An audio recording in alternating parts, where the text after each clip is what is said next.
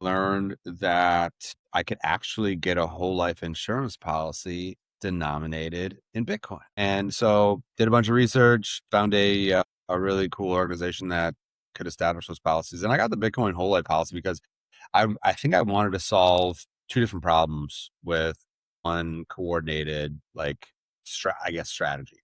And so first I wanted, the permanent life insurance to protect my family, like, regardless of what happens to me.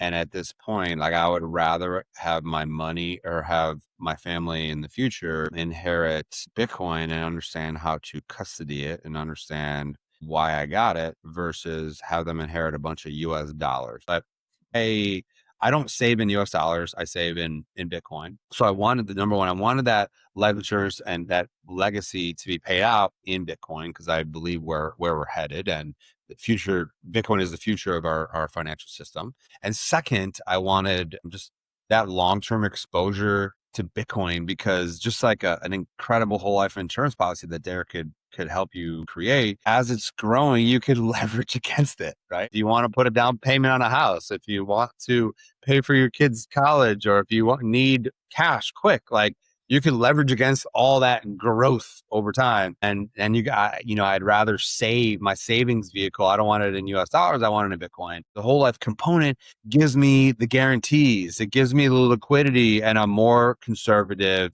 foundation.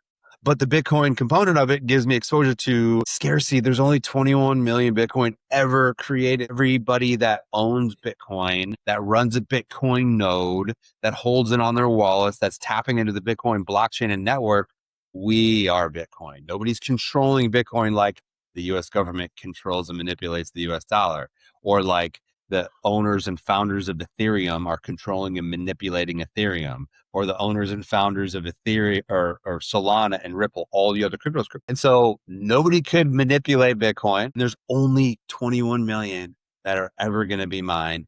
And then that's it, right? The most scarce, most sound asset. It was, about creating my own financial system with protection and with access to capital, long-term growth potential, and a defined legacy for my family. The simplest way I would say is this: I bought Bitcoin to protect my purchasing power to combat against the like inflation, but I bought whole life insurance to protect my family. The policy allows those two convictions to work together. And when I realized I can get a whole life insurance policy denominated in Bitcoin, I'm like, holy crap, this is incredible.